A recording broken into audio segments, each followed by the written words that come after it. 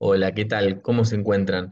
Espero que muy bien. Es un placer darles la bienvenida a una nueva clase de la materia de criminología, donde en este caso estaremos trabajando el pensamiento de Howard Becker y lo que se ha denominado como el enfoque de etiquetamiento o la sociología de la desviación.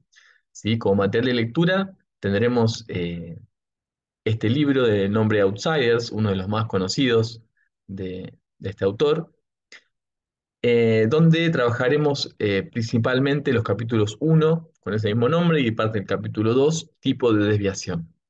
Este trabajo fue publicado originalmente en 1963, producto de una recopilación de artículos que ya habían tenido, hayan visto la luz en diferentes espacios como revistas científicas especializadas, y que luego compila digamos, se publica en forma de libro y tiene un impacto relevante tanto en el campo criminológico como en otros campos, como veremos a continuación. La actividad que le proponemos se basa en un cuadro sinóptico. Van a encontrar las consignas luego en el aula web para que puedan introducir no solamente una reflexión y un trabajo sobre los conceptos, sino también esta herramienta de estudio de cara a tanto el parcial como el examen final de la materia. Bien. Tenemos entonces a Howard Saul Becker, nacido en 1928, un sociólogo estadounidense. ¿Sí? Nace en Chicago, Illinois, donde estudió sociología, y lo marcamos también como heredero de la tradición sociológica de esta ciudad, que ya abordamos en clases previas. Eh, y también es considerado como parte de una segunda escuela de Chicago, dentro de lo que son los estudios sociales, los estudios sociales urbanos. Eh, es también partícipe de esta línea que ya habíamos trabajado también del interaccionismo simbólico, y uno de los conceptos principales por los cuales es conocido, si bien no es quizá el primero que lo acuña, como aclara en algunos de sus textos, sí es quien lo ha popularizado y sistematizado con mayor ímpetu, es el concepto de desviación, que es el principal concepto en el que trabajaremos a lo largo de esta clase. Tiene una gran influencia en los abordajes microsociológicos, ¿sí? Como habíamos visto en esa primera escuela de Chicago, dentro de un trabajo profundo en grupos particulares, analizando las interacciones entre esas personas, y también cercano a lo que podríamos denominar la perspectiva etnográfica, que también desde temprano está en la ciudad de Chicago como uno de las cajas de herramientas posibles para la investigación social. ¿Sí? Este autor ha trabajado en diferentes campos, tanto el delito como la educación, como el arte, la música. Eh, Veremos que algunas de estas nociones o modelos conceptuales que nos va a proponer nos permiten pensar más de un problema, o no necesariamente se acota al problema del delito, o veremos luego la infracción de reglas. ¿Sí? Es también un autor bastante conocido por las referencias en la enseñanza de las ciencias sociales y en su impronta metodológica y el estilo de escritura. Por ejemplo, hay dos libros bastante conocidos dentro de lo que es la metodología, que es uno llama Trucos del Oficio, otro llama Manual de Escritura para Científicos Sociales, donde muchas veces justamente una de las cosas quizá se valora de Becker es un estilo claro, directo, una manera llana, podríamos decir parsimoniosa, que es una de las cualidades del pensamiento científico. Es decir, muchas veces poder decir alguna misma idea de una manera más sencilla, más directa, solamente en su conceptualización, sino también en su escritura o su comunicación. Entonces tenemos así la definición del proceso de desviación o el enfoque del etiquetado, ¿sí?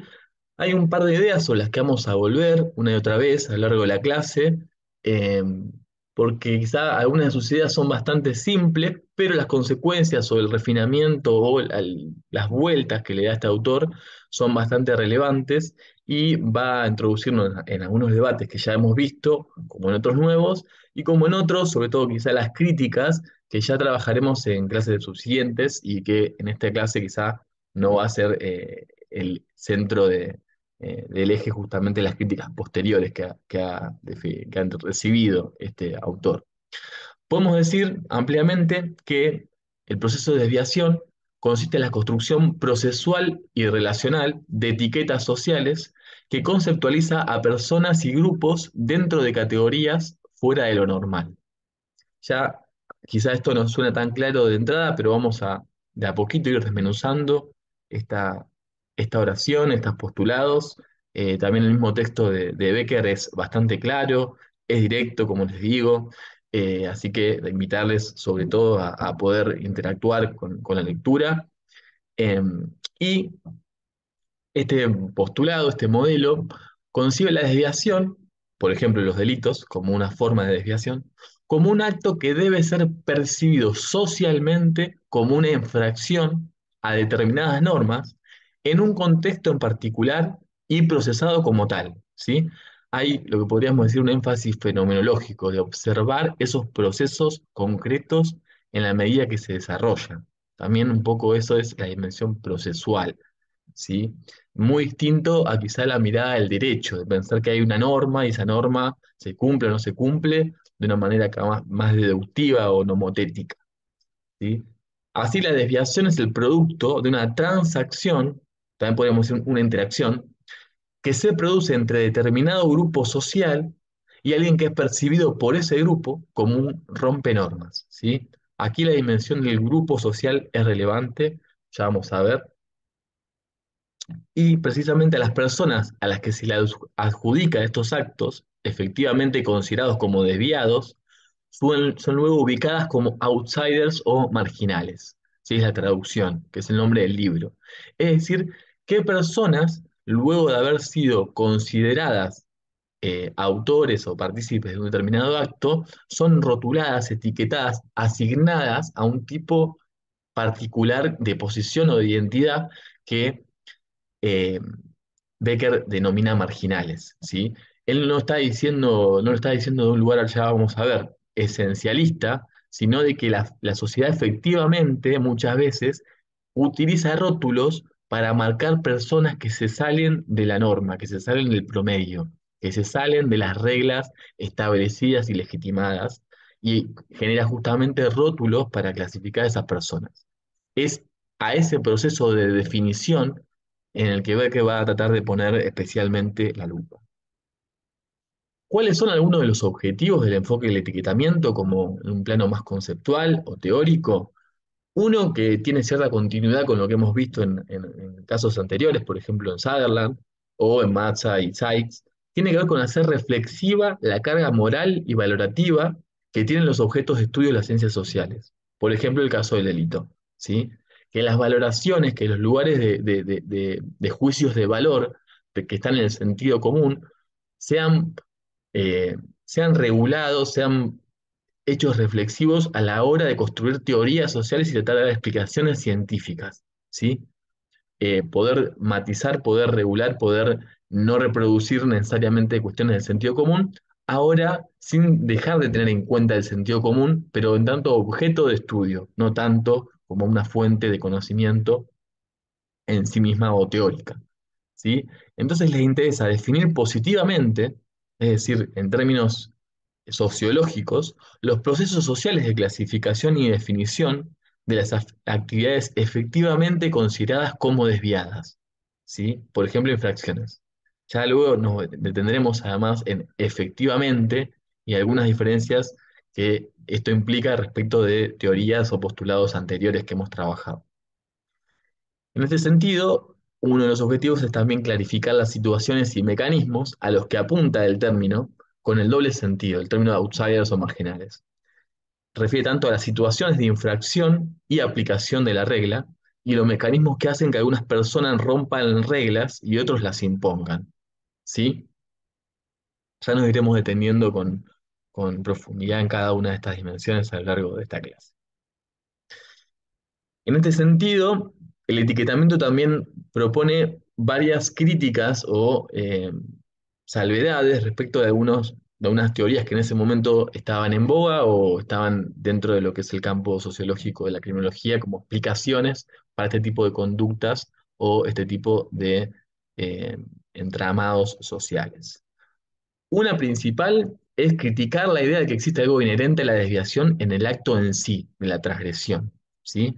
Es decir, que el hecho en sí tenga un carácter desviado, como uno podría pensar, para hacerlo quizá más claro, en la noción de pecado, que está muy asociada a la noción de delito, ¿sí? La noción religiosa de pecado, lo impuro, implica que ese acto en sí mismo va a tener consecuencias, ¿sí? Sea porque hay una idea de alguna deidad que todo lo ve, o porque eso puede traer mala suerte, o por un montón de razones que esencializa el acto, ¿sí? Acá lo que dice Becker es, necesitamos otro tipo de concepto que no esencialice el acto, ya vamos a ver por qué, y eso está vinculado a que tiene que ver con un procesamiento social de ese acto. Es cómo es interpretado ese acto en un conjunto y una situación dada, concretamente. ¿Sí? Ya veremos muchas veces que las mismas acciones pueden en un contexto implicar un delito o una infracción de la regla y en otras no. Por ejemplo, veíamos con Sutherland la diferencia entre algunos tipos de infracción que podían cometer ciertas clases sociales y otras donde las consecuencias no son las mismas.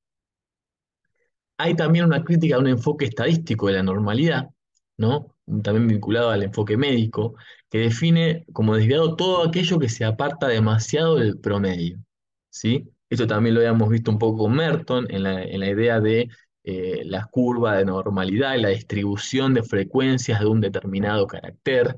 En este sentido, lo que dice Becker es que no se trata de actos o cuestiones que sean estadísticamente poco relevantes. Por ejemplo, dice, las personas que tienen el cabello color rojo son poco estadísticamente poco significativas y sin embargo no se los considera desviados. O las personas que prefieren usar la mano zurda para realizar cosas en la vida cotidiana. ¿Sí? Aunque estadísticamente no son una mayoría, son, si se quiere, extremos de esa normalidad, que también es muy complicado, no nos vamos a tener en esto, pero es muy difícil aplicar las teorías de la distribución estadística a redes sociales, porque en general no tiene esa distribución normal, está pensada en otras cuestiones más biológicas, estadísticas, pero bueno, eso capítulo aparte. Lo que dice es, no alcanza con que algo sea poco frecuente, ¿sí? Para que se lo considere desviado. Esa es la crítica un poco del enfoque estadístico. Al mismo tiempo hay una crítica que ya veíamos también con Sutherland respecto al enfoque individualista o personal, es decir, que hay características innatas en esa persona, ¿no? Recordemos el positivismo, recordemos la idea de peligrosidad que traía la escuela positivista, no es necesariamente algo vinculado a la persona en sí, ¿sí? Como principal objeto de indagación y análisis para considerar que que alguien es desviado, sino justamente tiene que ver con una definición sociológica, colectiva y situacional. Así también critica las nociones médicas, como la idea de patología, estabilidad y armonía, y su aplicación en las ciencias sociales. Por ejemplo, ya habíamos visto el concepto de desorganización social en la primera escuela de Chicago, ¿sí? Como una idea del conflicto como algo negativo, de la armonía o lo que se llamaba el estructural funcionalismo, que buscaba el equilibrio como un valor, ¿sí? Que también lo hemos trabajado y lo retomaremos como una referencia. Entonces también hay una crítica a esta idea de lo adaptativo, del equilibrio y la armonía, que ya iremos desmenuzando. Y también hay una crítica ya más cercana, quizá al modelo propio de Becker, como él mismo lo dice, a un modelo relativista, que es decir, como el fracaso de imponer o de hacer obedecer determinadas normas a personas, ¿sí? Como veíamos en los procesos de socialización, aprendemos normas, aprendemos diferentes sistemas de normas y el modelo relativista entendería la desviación como una falla, como un desvío precisamente en la aplicación de ese conjunto de normas. Lo que dice Becker es que eso, si bien está más vinculado a una explicación sociológica, desatiende el proceso mismo en el cual esa norma se aplica, que siempre presenta ambigüedades y que no siempre está claro si un comportamiento es desviado o no y qué conjunto de normas o de reglas se van a aplicar para ese comportamiento. Ya iremos viendo ejemplos que esta idea más abstracta, más general, lo vamos a poder empezar a ejemplificar y a bajar un poco a situaciones que nos permitan visualizar mejor estos postulados que nos trae Howard Beck.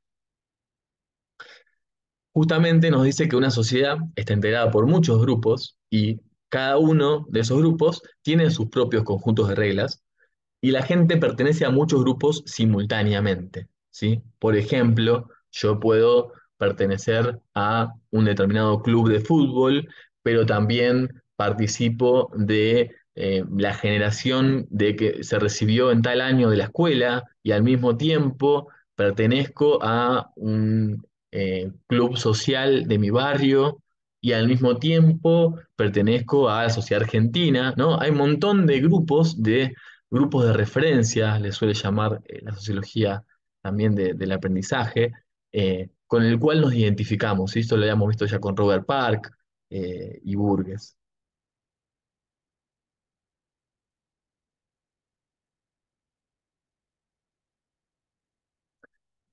Bien, ¿cuáles son algunos de estos principios del enfoque del etiquetamiento y el proceso de desviación? Uno, que es una premisa fundamental con el cual comienza el capítulo uno, es que todos los grupos sociales establecen reglas y en determinado momento y bajo ciertas circunstancias también intentan aplicarlas.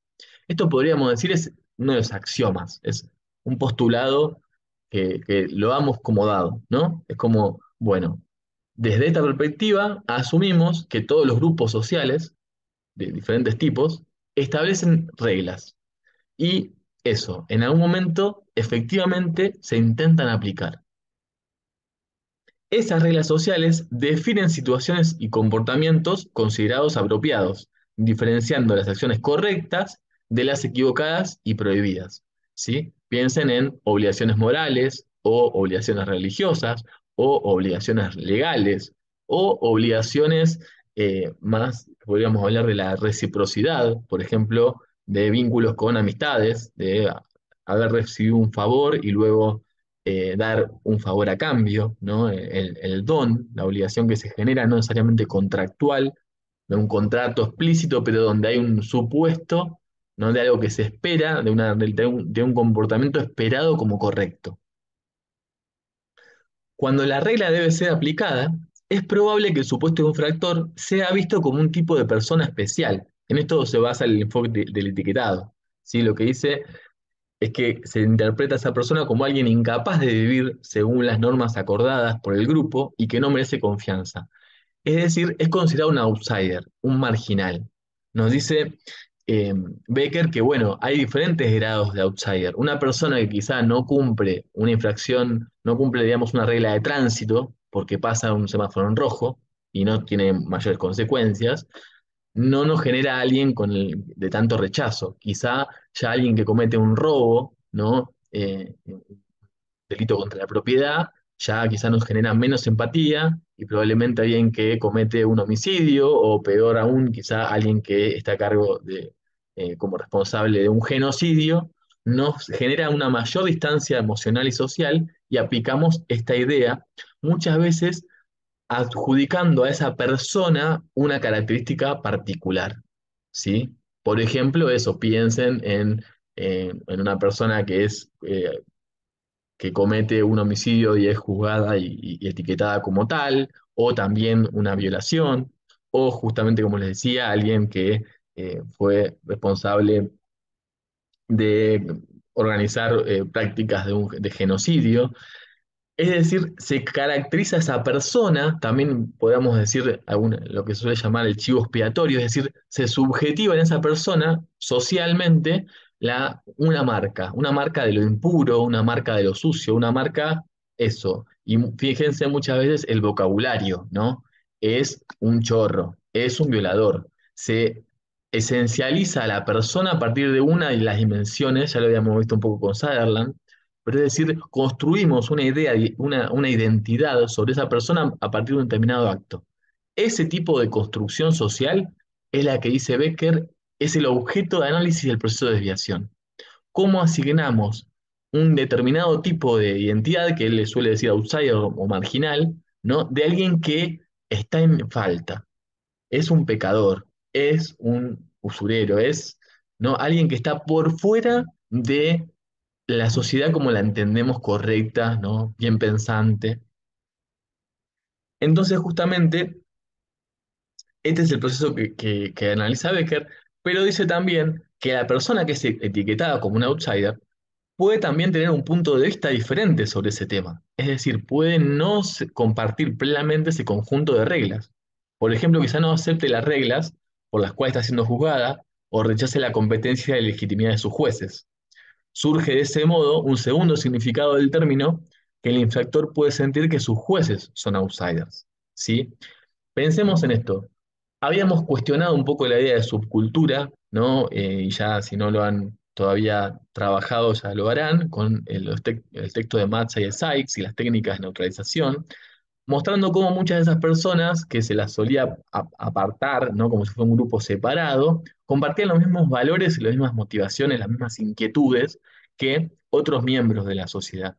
Entonces, por ejemplo, el sentimiento de vergüenza o de haber respetado y valorado a otras personas que supuestamente están en la vía legitimada por la sociedad, ¿no? Alguien que, por ejemplo, roba y es condenado por ello y que en parte esa condena misma le da una sensación de culpa, de vergüenza. Pero, por ejemplo, piensa en otra situación. Un ejemplo puede ser, por ejemplo, en lo que fue dentro de lo que se consideró la campaña del desierto, ¿no? Ese último también avance de la consolidación del Estado-Nación sobre otros pueblos, ya lo habíamos visto un poco en las clases anteriores. Por ejemplo, pienso en el caso del cacique Nacayal, que fue una de las personas que trajeron como prisioneras al Museo de Ciencias Naturales de La Plata y donde vivió junto a su familia los últimos días de su vida. eh, para ese grupo social, la legitimidad de sus captores no era tal y no había, al menos en lo que se considera el registro conocido y hasta en las fotografías que existen, no hay un proceso de culpa o de vergüenza en relación a eso, sino justamente hay un no reconocimiento de esas pautas que el Estado-Nación estaba imponiendo, ¿no? Y precisamente es un caso donde esa persona considerada a sus captores, ¿sí? Como outsiders. O, por ejemplo, piensen también otro caso de alguna invasión de un ejército en otro país, donde toma prisioneros a personas que estén ahí. Esas personas, aunque hayan sido tomadas como prisioneras por ser, en este caso, distintas, porque son extranjeras o porque son de otro país, no necesariamente van a sentir una sensación de vergüenza, ¿no? Al menos en términos generales. Ya veremos luego que cada caso es único y es importante describir en profundidad la situación particular en que se da este proceso. En este sentido, al mismo tiempo, hay muchas reglas que existen que no son impuestas ni son el tipo de normas que le interesan a Becker. Por ejemplo, hay leyes morales o religiosas, por ejemplo, no sé, ir a misa todos los domingos. No hay alguien que esté, quizás sí en algunas comunidades particulares, o si alguien está haciendo una carrera de seminario como cura, entonces hay una obligación, pero hay otra cantidad de reglas que no es que haya alguien que va a venir y si vos no estás yendo a misa todas las semanas, te va a acusar. Quizás sí en determinados contextos, pero estoy hablando de cómo hay reglas que existen y que no generan este efecto de considerar desviadas a las personas que no las cumplen. ¿Sí? Por ejemplo, las infracciones de tránsito, que nadie, en general, salvo que haya un accidente, las personas no suelen decir, mirá, esta persona que pasa en semáforos en rojo. No se transforma en una identidad reconocida socialmente, ¿sí? Entonces dice Becker, no es ese tipo de reglas y de normas el cual nos ocupa. ¿Y en qué consiste ese enfoque, este proceso de etiquetamiento? Bueno, nos dice Becker que la función de un grupo u organización es el resultado de una confrontación política, ¿sí? E histórica y no intrínseco a la naturaleza de la organización. ¿Sí? Es un proceso de cada grupo social que llega a constituirse como tal. Y deben considerarse como políticas, en este sentido de conflictos, de disputa, de un proceso sociohistórico, las decisiones acerca de qué leyes hay que aplicar, qué comportamientos se consideran desviados y quiénes deben ser etiquetados efectivamente como outsiders. Al ignorar el aspecto político del fenómeno, la visión funcional de la desviación también limita nuestra comprensión. Es decir, la idea más estructural funcionalista de pensar que hay algo esencialmente bueno o en la armonía y malo en la desviación, ¿no? Como hay una cierta carga valorativa en la desviación como algo, como un no haber cumplido con éxito.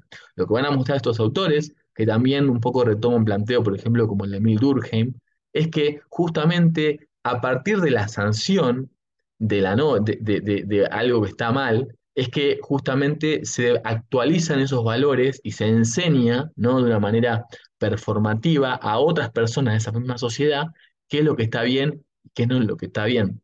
En ese sentido, Durkheim lo consideraba como un hecho normal, ¿sí? El delito o las sanciones, como algo que es necesario para poder ejemplificar, educar, etcétera.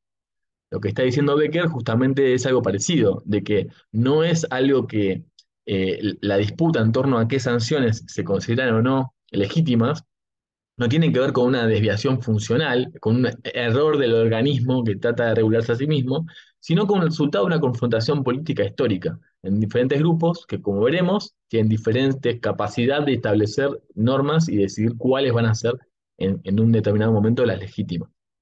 ¿Sí? Entonces, la desviación, dice Becker, es creada por la sociedad. La desviación no es algo en sí, hayamos visto el acto, no es algo que esté, que sea bueno o malo, sino que es una definición de ese propio grupo sobre cuáles son las acciones que van a ser consideradas como tales. Es decir, los grupos sociales crean la desviación al establecer las normas cuya infracción constituye una desviación. Es más, no solamente los grupos sociales crean la desviación al establecer las normas, sino al aplicarlas, ¿sí? Es ese mismo proceso de aplicación de la norma, que muchas veces es a partir de su sanción en el sentido de sancionar a alguien que no se ajusta a la norma, no en el sentido de sancionar a la norma como un proceso destituyente de la norma, que también se usa en ese sentido sanción, sino justamente en la aplicación de esas normas a personas en particular y etiquetadas como marginales en ese contexto. ¿Sí? Desde este punto de vista, repito, la desviación no es una cualidad del acto que la persona comete, sino una consecuencia de la aplicación de la regla y las sanciones sobre el infractor a manos de terceros. ¿Sí? Es desviado quien ha sido exitosamente etiquetado como tal, y el comportamiento desviado es el comportamiento que la gente etiqueta como tal.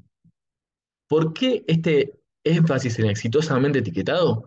Porque no alcanza con mirar una norma y ver si una persona se ajusta o no. Lo que está diciendo Becker es que no nos alcanza la mirada legalista o el de derecho, ¿sí? De decir, bueno, estas son las normas que están acá escritas y hay que ver si las personas se ajustan o no. Lo que dice Becker es el proceso social por el cual organizamos estos comportamientos correctos e incorrectos es mucho más complejo que lo que a veces quiere postular el derecho o piensa de sí mismo las leyes en el sentido tradicional. Es decir, que el proceso de etiquetamiento, ¿sí? Implica considerar la desviación como una consecuencia de la respuesta de los otros a las acciones de una persona. ¿Sí? Tiene que ver con la reacción social, la interacción, recuerden esa palabra, el interaccionismo simbólico, de vuelta todo lo que vimos con la Escuela de Chicago, con Sutherland, con Matza, con Sykes, ¿sí? Que un acto sea desviado o no depende de la forma en que los otros reaccionan hasta él, ante él. Esto es central, ¿sí? A la hora de estudiar a la gente que ha sido etiquetada como desviada, esto está hablando Becker de otros estudios, muchas veces están suponiendo que trabajan con una categoría homogénea, ¿no? Veíamos, por ejemplo, los positivistas que veían que todos los delincuentes estaban en la cárcel, entonces por eso constituye una categoría homogénea. Lo que ya vimos varias veces, pero lo que dice Becker es una falacia, porque el proceso, ya veremos por qué, por el cual esas personas fueron asignadas a esa categoría, puede haber sido muy distintas. Puede haber personas con trayectorias muy diversas e incluso puede haber personas que hayan sido juzgadas y acusadas de un delito que no cometieron, porque sabemos que esos procesos no son infalibles, ¿sí? Es decir, no pueden asumir que esas personas que hayan cometido realmente un acto desviado o quebrantado alguna norma, por el proceso de etiquetado, que es el que estamos visitando, no es infalible, sí funciona como tal, pero no necesariamente decir que una persona hizo un delito significa que lo cometió, ¿sí? Y sabemos que muchas veces eh, se terminan acusando a personas donde quizá la evidencia no era suficiente o quizá con una evidencia que parecía lo más razonable, luego, años después, se confirma que eso era equivocado y podemos efectivamente saber que había un error a partir de nueva evidencia con más certera, ¿no? Es decir, hay personas que pueden llegar a la etiqueta de desviadas sin haber violado ninguna norma. Esto también es interesante. Es decir, que la etiqueta tampoco depende del hecho en el que haya hecho. Sí, sí está vinculado a la acusación de un hecho, pero no necesariamente que haya efectivamente ocurrido. Eso no significa que la etiqueta no funcione. Piensen, por ejemplo, en las falsas acusaciones que muchas veces se realizan en los medios de comunicación. Se acusa a alguien sin muchas evidencias de algún delito o alguna forma de difamación que luego es desmentida. Ahora, sin embargo, el rumor, la etiqueta que ya se le puso a esa persona, ¿no? Es como que genera una mancha, genera algo que impuro, ¿no? Retomando un vocabulario también un poco más de lo religioso, ¿no? Levanta sospechas, ¿sí? Esto implica justamente que no pueden asumir que la categoría de los etiquetados como desviados contenga a todos los que han violado realmente la norma, algo que también vimos con Sutherland. Pues muchos infractores pasan inadvertidos y por lo tanto no son incluidos en la población de desviados que se estudia. Un ejemplo que da también, que retoma Becker, es el caso de Bronislaw Malinowski, que relata todo un proceso ritual por el cual una persona que había sido acusada de incesto, ¿no? Se quita su vida en una secuencia de acciones que Becker repone citando textualmente a Malinowski, y justamente después por favor, obviamente léanlo con detenimiento, pero luego de la escena que está muy bien construida y muy bien relatada, lo que dice Malinowski es muy interesante. Dice, este tipo de acciones incestuosas, que si bien Levi-Strauss diría el incesto es un tabú universal, en todas las sociedades hay una relación incestuosa, no necesariamente se considera la misma. ¿Sí? En general la relación madre-hijo, madre-hija es casi universal, pero por ejemplo en este caso tenía que ver con una relación de ciertos primos, donde cierta relación, muchas veces el primo materno, paterno, eso ya para materia de parentesco de antropología, pero lo que voy es que la norma del incesto estaba presente y era como una de las reglas. Lo que decía Malinowski es que ese tipo de regla se, lo- se- se infringía con bastante, no digamos asiduidad, pero que no era tan poco común que no se cumpliera. Ahora lo que dice Malinowski, hizo falta que la persona que se sintió ofendida, que era el prometido de la muchacha en cuestión, acusara públicamente a este varón, que luego se quita su vida, para que todo el mecanismo de sanción y de, podríamos decir, de sensibilidad moral de ese conjunto, de ese colectivo de personas, considerara que hacía falta algún proceso por el cual se generara alguna restitución, se restableciera cierto equilibrio, ¿no? Hacía falta ahora sí acomodar y se quita la vida también para limpiar el nombre de su familia, para evitar maldiciones o para evitar ciertas formas distintas. De hecho, antes de esta situación, quien acusaba había intentado, dice Malinowski, algunas formas de brujería que no habían resultado. Entonces, lo que está diciendo Malinowski es que no alcanza con que se cometa el hecho, sino que tiene que haber una acusación, tiene que haber un reconocimiento público o colectivo al menos de esa situación como tal. Muchas veces se comete algo, una infracción, un delito, pero pasa inadvertido. Entonces, acá también está la idea de que no es el hecho en sí, sino este proceso social de definición de etiquetas, ¿sí? Hace falta que lo hayan acusado de adúltero o de incestuoso públicamente para que empiece a tener acciones. Piensa en casos que lamentablemente en nuestra sociedad son muy conocidos de abusos o violaciones en el ámbito familiar, ¿no? Cómo es necesario que recién eso no está en el hecho en sí, sino en que alguien pueda decirlo, pueda generar una denuncia y que eso traccione un montón de mecanismos no necesariamente legales, por ejemplo, los scratches, por ejemplo, el ostracismo, por ejemplo, el separar a esa persona del conjunto familiar, que no necesariamente es una acción legal, sino que tiene que ver con acciones morales que son traccionadas a partir de esa denuncia, esa muestra pública, ¿sí? Esa performatividad, podríamos decir, es decir, esta puesta en escena del hecho. Nos dice Becker también que hay variaciones en ese proceso de etiquetado, ¿sí? Es decir, la desviación es una consecuencia de la respuesta de los otros a las acciones de una persona, y que un acto sea desviado o no depende entonces de la forma en que los otros reaccionan a él. Estamos repitiendo, pero para que quede claro, ¿sí? Esta respuesta justamente puede variar en el tiempo y en el espacio.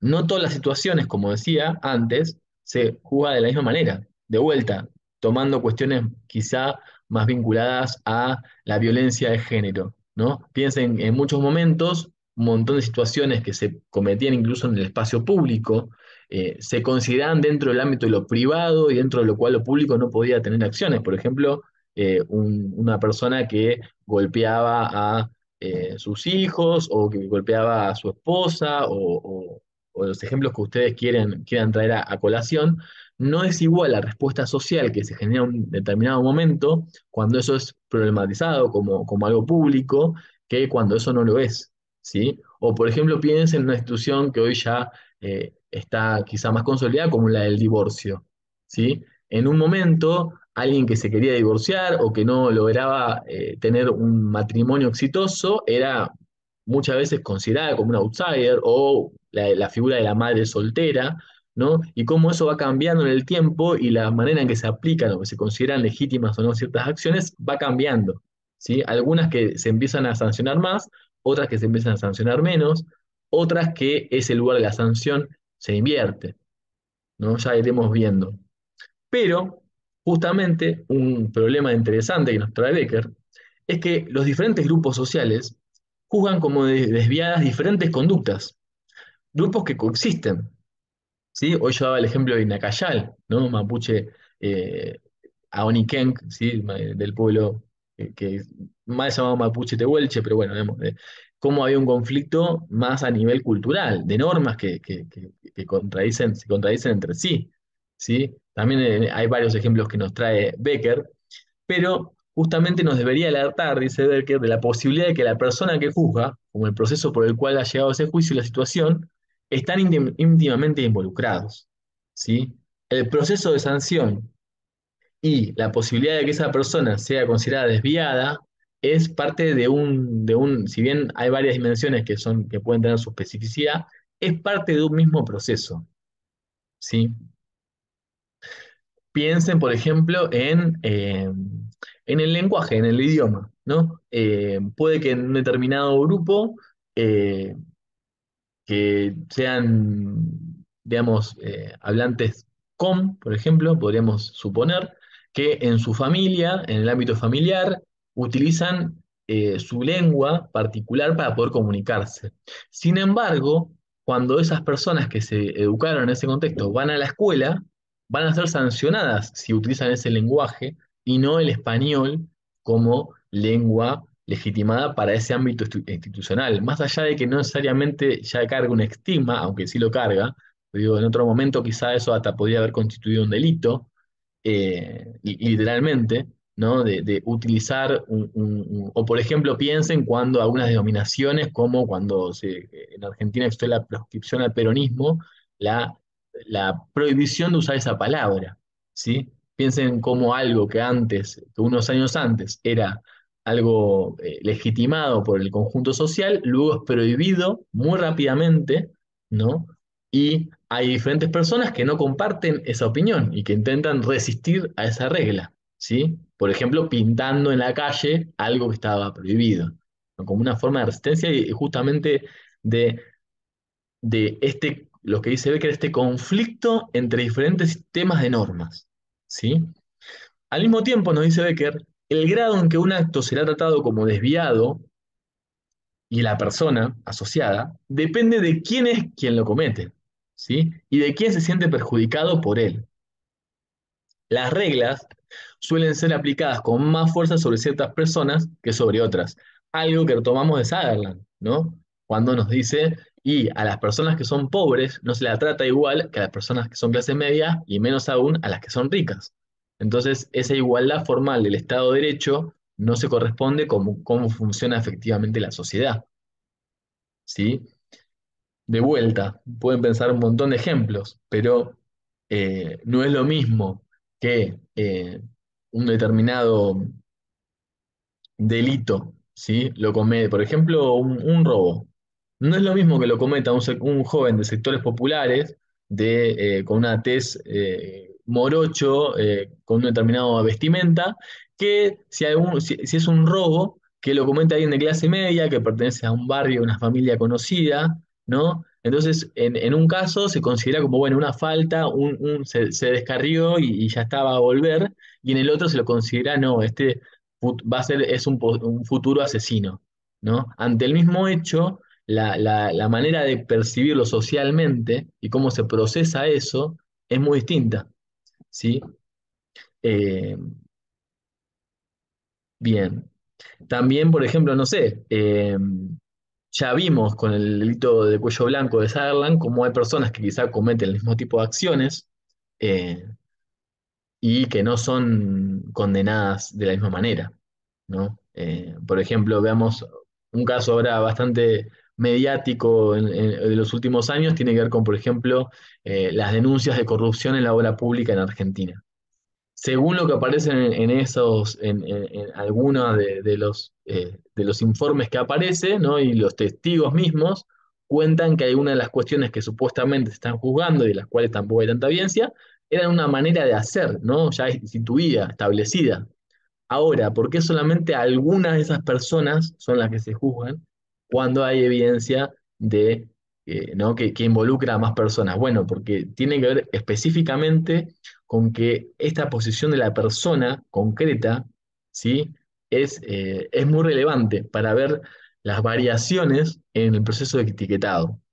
Es decir, las diferencias de poder que ocupen o no esas personas previamente va a tener incidencia en si van a ser exitosamente rotuladas como etiquetadas, como marginales o no. Y en este sentido, ¿no? La respuesta de la gente a un comportamiento considerado como desviado varía enormemente. La persona que ha cometido un acto puede recibir en un determinado momento una respuesta más indulgente que en otro. Es decir, eh, veíamos antes, una persona eh, que no, por ejemplo, otro caso que trabaja Becker respecto de las orientaciones sexuales, ¿no? Él marca que justamente tanto del enfoque médico como de cierto enfoque más normalizador, ¿no? Las personas de orientación homosexual son consideradas como desviadas en este sentido, de que no se ajustan a una regla hegemónica o establecida. Bueno, piensen que en algunos momentos, por ejemplo, en Inglaterra, era un delito con pena de muerte, ¿sí? Donde a muchas personas se las juzgó y se las ejecutó por tener orientaciones homosexuales. Piensen en la diferencia de lo que significa hoy, que si bien sigue siendo una opción que no es mayoritaria dentro de la identificación sexual, es decir, que podría llegar a ser considerada aún para ciertos sectores desviado, no tiene el mismo peso ni la misma forma, es decir, esto que nos dice, la respuesta quizás es más indulgente, aun cuando no se considera como algo normal, aunque en muchas situaciones se lo haga, lo que dice Becker es el tratamiento cambia según las normas culturales que están en ese entorno dado en ese momento.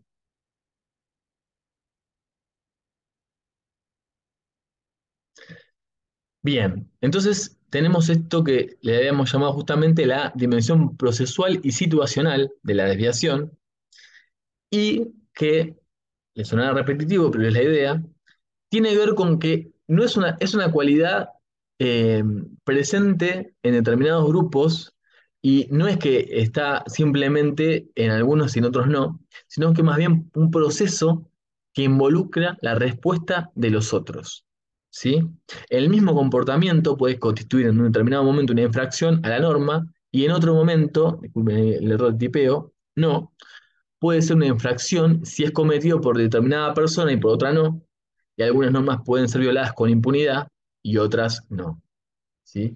En resumidas cuentas, el hecho de que un acto sea desviado o no depende en parte de la naturaleza del acto en sí, ¿sí? Hay algo en eso en que se juzga el acto, pero también en parte la respuesta de los demás, ¿sí? En este sentido, distinguir, nos dice Becker ya en otro sentido, es importante eh, poder entender que la interacción grupal y la definición de la desviación como una acción colectiva es una dimensión central para poder entender este proceso del etiquetado. Aquí quizá también es interesante una posible crítica a Sutherland, que ya nos habíamos adelantado en la clase vinculada a ese autor en particular, pero lo que dice Becker que es interesante es hay que distinguir entre comportamientos que rompen reglas y reservar el término desviado para aquellos a quienes algún segmento de la sociedad ha etiquetado de esa manera, ¿sí? Tomar como sujetos de estudio solo aquellos que han sido efectivamente etiquetados como desviado en una situación dada. Es decir, cuando Sala nos dice hay personas que cometen infracciones que no son registradas como tal, ¿no? El famoso white collar crime o el delito de cuello blanco, que van a ver que en este texto también está traducido como guante blanco, ya cuestiones de la editorial, ya hablamos de este tema. Lo que nos trae, es decir, cuando Sutherland hace esa aclaración, que yo les decía que tiene una cuestión quizá más moral, lo que está pasando por alto es que si las personas no consideraron esa acción efectivamente como desviada, luego no nos sirve desde este enfoque. Es decir, una cosa es analizar el comportamiento en sí y decir si se ajusta o no a una regla. Pero otra cosa es el término, dice Becker, desviado. Si no hubo un proceso social por el cual se asigna a esa persona como haber cometido ese acto y se la considera como autor, etcétera, no nos alcanza. Si alguien hizo un fraude fiscal y nunca nadie se dio cuenta, no es un desviado. Y no nos sirve esta teoría, dice, sí nos sirve esta teoría, pero lo que él dice, no está bueno usar el término desviado para toda situación en la cual se rompe una regla. Ahora vamos a ir hacia cómo Becker nos propone un cuadro clasificatorio para analizar esas situaciones. Pero antes de ello, tenemos este problema que ya empezamos a ahondar y que también Becker profundiza, que es ¿quién pone las reglas? Es decir, de vuelta, las reglas sociales son la creación de grupos sociales específicos, ¿sí?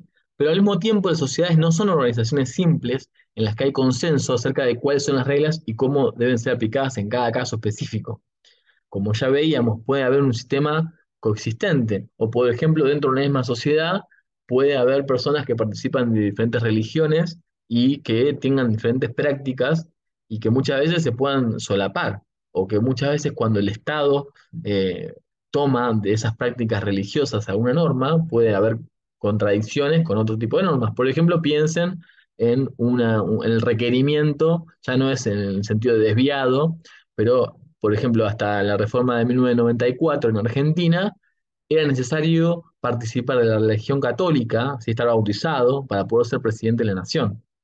Esto justamente entra en colisión con el reconocimiento de otras identidades religiosas y de la posibilidad de un Estado laico. Entonces, justamente ahí tenemos un conflicto de normas, ¿sí? Donde hay varios sistemas y uno es el que tiene una predominancia, una hegemonía sobre el resto. También Becker nos dice que el uso del término marginal o marginales para referirse a aquellas personas que son juzgadas como desviadas y al margen de los miembros normales es como el principal elemento, pero también hay un segundo significado que es cuando las personas que ponen esas reglas, por ejemplo un juez, ¿no? En el sentido de que es alguien que está asociado a la aplicación de reglas, son quienes devienen marginales, por ejemplo, cuando reciben una situación de juicio político o cuando hay una situación donde comete un homicidio o un femicidio, alguien que se dedica a cometer reglas, ¿no? Justamente esas mismas personas que tienen esa posición de autoridad pueden también devenir marginales, ¿sí? Que son las personas que dictan reglas que se los acusa de romper, ¿sí? O una persona que dicta un tipo de ley y luego la rompe, la infringe.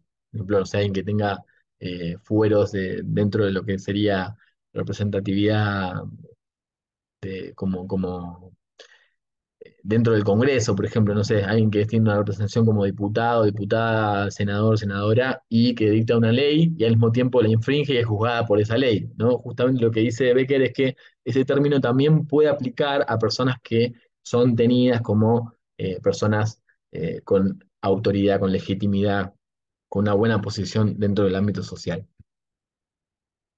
Es decir, las sociedades tienen estas complejidades y al mismo tiempo hay muchos grupos adentro de una sociedad o dentro de las sociedades, ¿sí? Hay diferencias de clase, de étnicas, ocupacionales, culturales, ¿sí? Y decía previamente, estos grupos no necesariamente comparten siempre las mismas reglas. De hecho, muchas veces no lo hacen, ¿sí? Los problemas que enfrentan al tratar con su entorno, con la historia y las tradiciones son factores que conducen al desarrollo de estos diferentes conjuntos de reglas. Es decir, en general son sedimentaciones históricas que esa experiencia colectiva del grupo ha definido establecer como regla, como norma, para guiar su conducta y el de los demás, o también puede interpretar las conductas de los demás según su propio conjunto de reglas. En tanto las normas de los grupos distintos entren en conflicto y se contradigan, habrá un desacuerdo sobre el tipo de comportamiento adecuado. Es decir, en una determinada situación puede haber más de un código de comportamiento, ¿sí? Puede haber, digamos, una contradicción entre diferentes sistemas, ¿sí?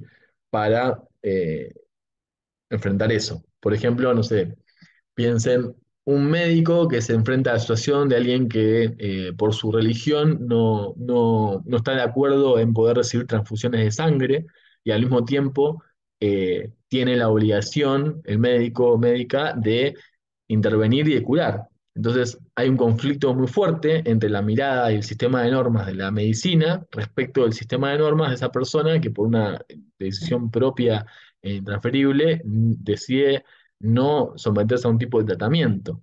Ahí hay un conflicto, justamente, un conflicto también ético, ¿no? Eh, lo que dice Becker es que esto sucede muchas veces en el ámbito de sociedad, entonces no es tan fácil saber de antes si un comportamiento se va a adecuar o no, porque muchas veces hay más de un sistema de reglas operando y no sabemos cuál va a ser el que predomine hasta que efectivamente se aplique. Y esta cuestión de diferencias entre los grupos y diferencias de poder nos lleva a este problema de hasta dónde está dispuesto a llegar un grupo que intenta imponer sus reglas sobre otros grupos de la sociedad, ¿sí? ¿Quién puede, de hecho, obligar a otros a aceptar sus reglas y cuáles serían las razones de su éxito? Esta es, por supuesto, dice Becker, una cuestión de poder político y económico. Por ejemplo, alguien que quiere imponer sus reglas y tiene armas, no es lo mismo alguien quiere imponer sus reglas y no las tiene. Sean estas armas concretas en sentido físicas o también en esta cuestión de la influencia, del poder, de las relaciones sociales. Es decir, las reglas son objetos de conflictos y desacuerdo y son parte del proceso político de la sociedad. Sí, eso también es una dimensión interesante y que Becker pone en el centro. Si bien luego vamos a ver que algunas de las críticas que recibe esta teoría tienen que ver con no atender a otras cuestiones y dimensiones estructurales, como son las económicas, como son las diferencias de clase, sí hay una idea, sí está presente la dimensión, aunque no la profundice quizá suficientemente en sus trabajos concretos, esta idea de diferencias de poder está, ¿no? Ahí la vamos a seguir repasando. Pero lo que dice es que en los hechos la gente está todo el tiempo imponiendo sus reglas sobre los otros. Por ejemplo, no sé, en cómo hay que hacer el mate o en cómo hay que saludar cuando se entra a un espacio de trabajo. Digo, todo el tiempo estamos generando patrones de conducta por una cuestión también de economía, de cognitiva, donde iteramos, ¿no? Generamos patrones para ajustarnos y también para no estar preguntándonos todo el tiempo cómo hacer las cosas, ¿no? Generamos acuerdos y hay una cuestión de cierta economía cognitiva y lo que dice es que justamente lo hacemos todo el tiempo sin mayor consentimiento e incluso a veces en contra de la voluntad de la otra parte, ¿no? Nos dice Becker, bueno, por ejemplo, en muchas sociedades hay hombres que hacen reglas para que las cumplan las mujeres, ¿no? En momentos donde, por ejemplo, no podían ser electas como legisladoras y tenían que de todas formas ajustarse a la ley. O, por ejemplo, adultos que generan leyes para niños o reglas de conducta, ¿no? Un padre que le dice al niño cómo comportarse O personas, por ejemplo, en ámbitos racializados, ¿no? Piensen, sobre todo en la sociedad estadounidense, la dimensión del conflicto vinculado a esta distinción entre blancos y negros como una diferencia racial, donde justamente había legislaciones que los blancos sancionaban porque no tenían derechos políticos los negros y que decían que, por ejemplo, no podían ir en un mismo vagón de tren o que ciertas personas tenían que adecuarse a un comportamiento que justamente estaba dado por un grupo eh, exterior y del cual esas personas no se identificaban, ¿sí? También otras pautas de comportamiento como clases medias que hacen, dice Becker, reglas para que la clase baja obedezca en escuelas, en las cortes, ¿no? Por ejemplo, patrones de conducta. Por ejemplo, muchas veces digo, no son los sectores populares los que acceden a cargos, a escaños en el ámbito legislativo y sin embargo son esas personas las que dictan esas leyes, o por ejemplo los jueces, juezas pertenece a un determinado escalafón social o una posición de poder económico del cual la mayoría de las personas que van a juzgar no pertenecen. ¿Sí? Entonces ahí hay una diferencia de clase también, de clase socioeconómica. Dice Becker, la diferencia en la capacidad de establecer reglas y de imponerlas a otros responde esencialmente a diferencias de poder, sea legal o sea extralegal. ¿Sí? Los grupos cuya posición social les confiere armas y poder están en mejores condiciones de imponer sus reglas. Tienen más herramientas, podríamos decir. Tienen más capacidad de imponer sus reglas sobre otras personas. Algo que también nos recuerda un poco a la teoría de Max Weber, que es un poco su definición de poder, ¿no? Que otras personas hagan lo que yo quiero, ¿sí? Que actúen de acuerdo a mi interés. En este sentido, repite Becker, las distinciones de edad, de sexo, de etnia, de clase y otras que se puedan imaginar, están relacionadas con diferencias de poder. Piense, por ejemplo, una persona que se va a vivir a un barrio nuevo. Bueno, ya las personas que viven ahí antes, ¿no? Tienen lo que se suele llamar el derecho de piso, ¿no? Tienen un conjunto de reglas de vecindad que quizás no están escritas en ningún lado, pero hay una manera de hacer las cosas. Y si no se ajusta a esa manera de hacer las cosas, quizá no va a ser tan bien recibida, va a ser marcada como una persona diferente, no va a ser del todo integrada a ese conjunto social, ¿sí? Por el solo hecho de haber vivido más tiempo en ese espacio, ¿no? De vuelta, otro clivaje que nos puede permitir conceptualizar esto que es el grado en que cada uno de esos grupos es capaz de imponer sus reglas a otros grupos. Bien, y ya llegando a la última parte de esta clase, ¿no? Tenemos lo que nos plantea Baker como en el segundo capítulo, los tipos de desviación. Lo que aquí ensaya es un cuadro de doble entrada para tratar de determinar los tipos de conducta desviada, ¿sí? Por un lado está si el comportamiento se ajusta o no a una regla, y por otro lado en cómo es percibido por los otros, cuál es la reacción de las demás personas, ¿sí? En ese sentido tenemos comportamiento obediente, comportamiento que rompe la regla, percibido como desviación, no percibido como desviación. Sus cruces y sus resultados son cuatro, ¿sí? Dice Becker, todos estos tipos no requieren demasiadas explicaciones. La conducta conforme es simplemente aquella que obedece la regla y que los demás perciben como un acatamiento de la norma. Bueno, había que hacerlo de esta manera, lo hizo de esta manera, percibimos que lo hizo de otra manera. El extremo opuesto es la conducta desviada pura, es decir, alguien que no se ajusta a esa norma y que además es percibido como que no se ajusta a esa norma, ¿sí? Eh, Cometió un delito, se vio que se cometió un delito, las personas lo consideraron como de esa forma y es considerado un desviado puro, dice Becker. Las otras dos posibilidades, dice Becker, son, al menos en sentido teórico, dice, las que revisten también un gran interés. Porque en la falsa acusación justamente hay alguien que hizo las cosas como había que hacerlas, pero que es percibido como desviación, es que se lo acusa de no haberlo hecho, aun cuando el comportamiento se haya ajustado a esa normativa, a esa prerrogativa supuesta, ¿sí? Es decir, aunque no haya sido autor de una acción impropia, es asignado como tal. Alguien que se lo acusa erróneamente de haber cometido un delito, por ejemplo. O bueno, ustedes podrán también generar otros ejemplos. El otro caso que queda es la desviación secreta, ¿no? Que está casi en el límite. De hecho, según la misma definición de Becker, casi que no sería un desviado, porque justamente es alguien que rompe la regla, pero que no es percibido como tal. No es, la etiqueta de la desviación no se aplica, ¿sí? Es decir, ese caso también está un poco en el límite de lo que nos plantea Becker, que incluso hasta podría ser demasiado decirle desviado, porque justamente no hay un proceso de etiquetamiento, por eso le ponen secreto, ¿no? Pero bueno, básicamente es ese otro tipo de comportamiento que, por ejemplo, podríamos ver con el delito de cuello blanco de Sarra, ¿no? Un desviado secreto podría ser la manera de conceptualizar cómo hay ciertos delitos o infracciones, etcétera, que no se perciben como tal porque ni siquiera hay una atención puesta en ello, ¿sí? Bien. Justamente nos dice Becker, estos cuatro tipos de teóricos de desviación tienen la virtud de distinguir entre fenómenos que parecen a veces eh, iguales, pero que difieren en aspectos importantes. Por ejemplo, una persona puede estar en la cárcel por ser un desviado puro, pero también puede hacerlo por una falsa acusación. Y hay que explicar en cada caso entonces cómo se produjo ese proceso de clasificación, porque las trayectorias son muy distintas.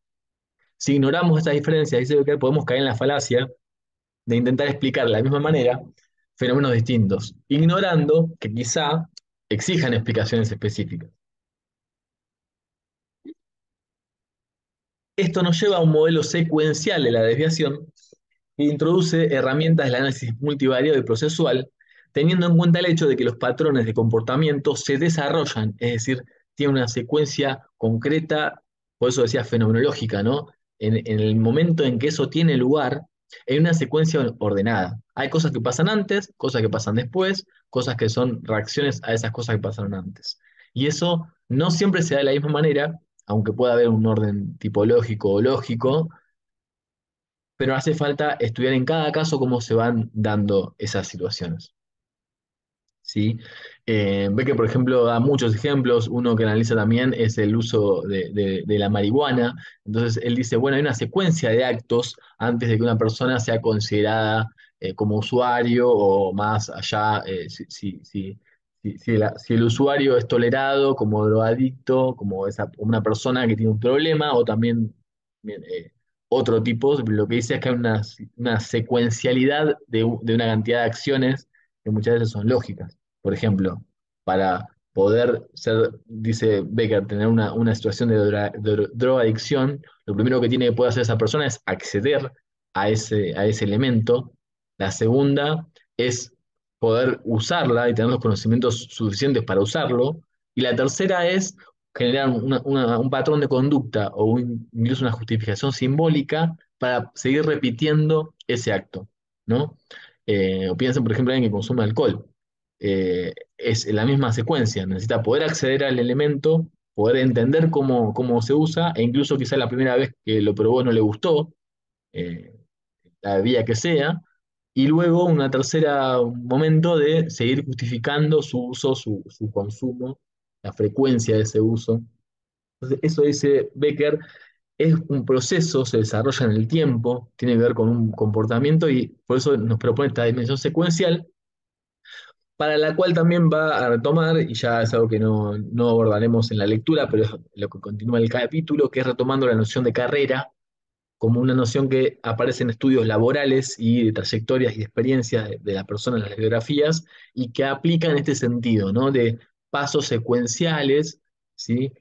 O también piensa en la cuestión de las carreras delictivas, cómo una persona empieza quizá cometiendo algunos delitos y luego deja de hacerlo o no, o continúa haciendo esos delitos y se especializa y termina quizá del robo amateur pasa a un robo más considerado profesional, por ejemplo. Pero dice Becker también son importantes donde esas carreras no son exitosas. Es decir, cuando las personas, habiendo cometido delitos, no lo continúan haciendo. ¿Sí? Es tan relevante sociológicamente como aquella persona que continúa una carrera exitosa en el delito. ¿Sí? Bueno, hasta aquí tenemos un gran panorama de lo que es un poco la teoría del etiquetamiento, el proceso del etiquetado, también llamado sociología de la desviación, con Howard Becker. Y algunas de las principales críticas que refiere, que recibe a esta teoría y que vamos a seguir, no me detendré en extenso porque es temática de las clases que continuarán, así que lo iremos retomando. Pero por un lado, si bien habla de estas diferencias de poder y esos clivajes no sociales, no hay una atención quizás suficiente o tan profunda a problemáticas estructurales y económicas, como sí lo harán las propuestas de regambre marxista que iremos trabajando también en sucesivas clases y seguro revisitarán en otras materias. Por otro lado, tampoco siempre es sencillo definir efectivamente la situación y no siempre hay un acuerdo social sobre cuál es la situación. Y eso es un problema también, porque no es tan sencillo y tampoco es tan sencillo, algo que veíamos con Sutherland, ubicar un acontecimiento, una situación, en un arco más largo de interacciones, no de consecuencias. Entonces también tiene, digamos, cierta dificultad respecto de su definición. Bueno, como decía antes, nos detendremos en alguna de estas problemáticas en las clases siguientes, haciendo referencia a que el pensamiento de Becker es muy interesante, es muy productivo, se ha aplicado también a muchos otros campos, ¿no? También esta idea de lo que está fuera de lo normal, también Becker la ha aplicado, por ejemplo, para explicar a Mozart, ¿no? A la idea de genialidad en el arte, de cómo algo se separa de lo normal y es etiquetado como desviado en este sentido, ¿no? En un sentido positivo incluso. ¿No? Alguien que, por ejemplo, alguien que es un líder carismático, ¿no?